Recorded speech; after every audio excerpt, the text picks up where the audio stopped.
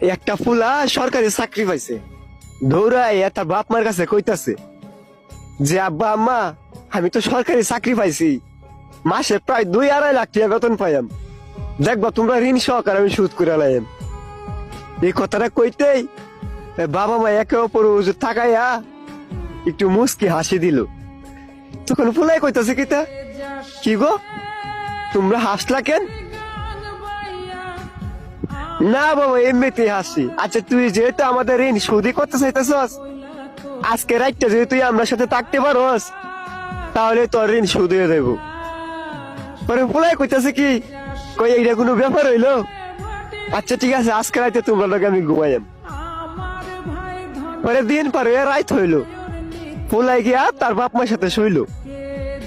শুইলা ফুলাই ঘুমাইয়া গেছে, কিন্তু বাপ মাই ঘুমাই নাই।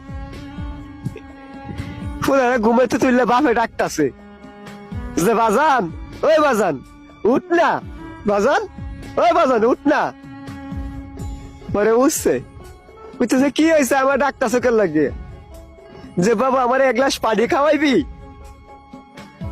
এইটা কইতে ফুলা কইতাছে কিতা, কই তুমি শোয়ার আগে 1 গ্লাস পানি লইয়া শুইতাল্লা না, 1 গ্লাস পানি লাগে আমার ডাউন লাগে।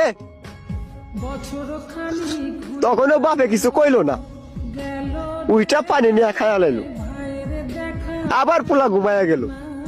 এর কিছুক্ষণ পরে দেয়া আবার ডাকতাছে ফুলারে, বাজান ওই বাজান উঠ না, আমি একটু টয়লেটে যাবো। ফুলাই কইতা তুমি কি আমার ঘুমাইতা দিতা না, আগে তো তুমি একলাই টয়লেটে যাইতা, এখন কেরা আমারে লাগবো।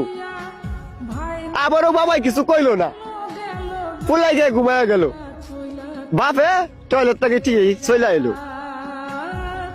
এর কিছুক্ষণ পরে দে আবার ফুলারা ডাকতাছে, বাজান ওই বাজান উঠ না, আমার পেটের মধ্যে খিদা লাগছে, দেখ না ফ্রিজের ভিতরে কিছু আছে নাকি।